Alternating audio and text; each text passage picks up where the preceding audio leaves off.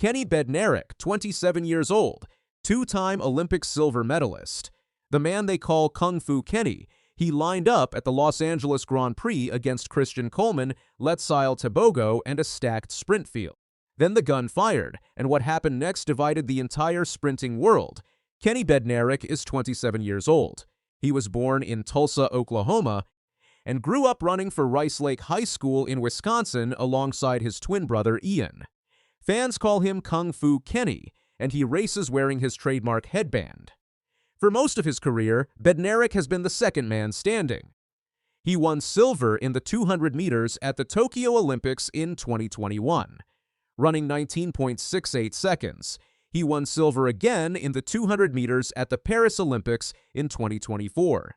He has also taken silver in the 200 meters at two separate world championships, in Eugene in 2022 and again in Tokyo in 2025. Almost every time the man finishing ahead of him was Noah Lyles. That changed in September 2025.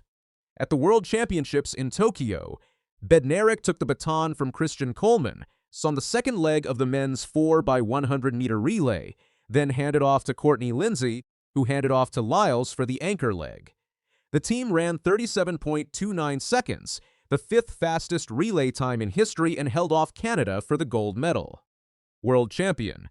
It feels good to finally say it. Bednarek wrote afterward, it was his first global title of any kind. 1 month earlier, he had already answered a different question. In August 2025, Bednarek won his first individual national title, taking the men's 100 meters at the USATF Outdoor Championships in 9.79 seconds, even as both of his calves cramped 50 meters into the race. That made him the 8th American man ever to break 9.80 seconds. He had spent years labeled a 200-meter specialist who dabbled in the shorter sprint. That label was starting to look outdated. The rivalry with Lyles has not stayed confined to the track. At those same 2025 national championships, the two clashed after Lyles edged him in a tense 200-meter final, with Bednarek shoving Lyles in the aftermath. Asked about Lyles before the Los Angeles Grand Prix, Bednarek kept his answer simple. I don't really focus on him, I just focus on myself.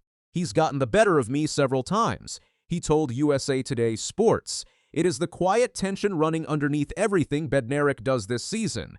He is not just chasing fast time. He is chasing the one man who keeps finishing ahead of him. On June 14, 2026, Bednarek lined up for the 100 meters at the USATF Los Angeles Grand Prix. He arrived in excellent form. 2 weeks earlier, he had won the 200 meters at the Rabat Diamond League in 19.69 seconds, a meeting record that left Olympic champion Letsile Tebogo nearly 0.3 of a second behind. A week after that, he won again at the Stockholm Diamond League, clocking 19.87 seconds. The field around him in Los Angeles was not a tune-up race. Christian Coleman stood in the blocks beside him. Coleman won the 100-meter world title in 2019, running 9.76 seconds, and he still holds the indoor world record at 60 meters, 6.34 seconds, set in 2018. Letsile Tebogo of Botswana was also there, the reigning Olympic 200-meter champion, who ran 19.46 seconds to win gold in Paris. Ghana's Abdul Rashid Saminu brought his own credentials. The national record holder at 9.84 seconds, with a 100-meter semifinal appearance at the 2024 Olympics already on his resume. Then there was Sam Blaskowski. On May 30th, he ran 9.89 seconds in Tennessee, the fastest time by any American in 2026. Blaskowski now trains at Star Athletics in Florida under coach Dennis Mitchell, in the same training group as Bednarek. In Los Angeles, his own training partner would test him directly. The gun fired. Bednarek was not the fastest out of the blocks.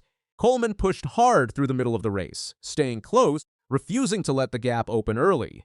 But over the final 40 meters, Bednarek pulled away from the entire field, closing with the kind of speed that has made him one of the most dangerous finishers in the sport. By the time he hit the line, the race for first was already decided. The fight for the rest of the places was still going on behind him. He crossed the line first. The clock read 9.72 seconds. Coleman took second in 9.84. Seminu finished third in 9.88. Blaskowski was fourth in 9.91, holding his own against 3 Olympic and world medalists.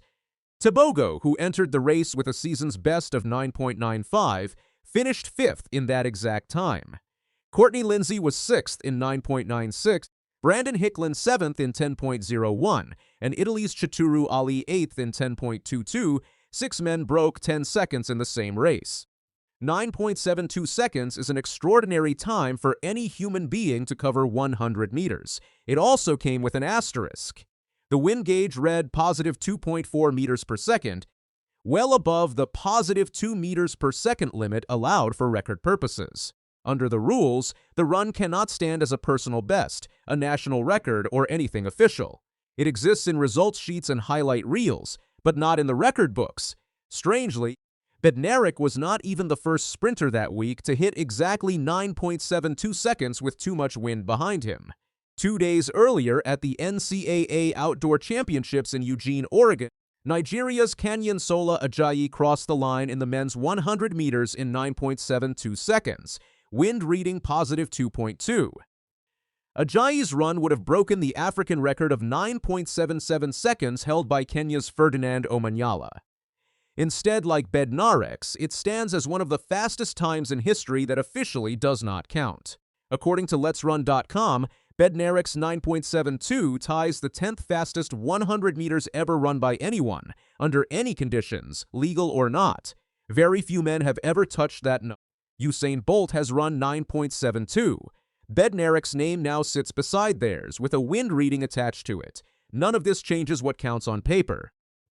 Bednarek's legal personal best remains 9.79 seconds, the mark he set winning his first national title in August 2025. Noah Lyles, the reigning Olympic 100-meter champion, ran that exact time, 9.79, to win gold in Paris. Bednarek has never beaten Lyles in a global 100 or 200-meter final, and he still does not own an individual world or Olympic title in either event. His only global gold so far came as part of a relay team.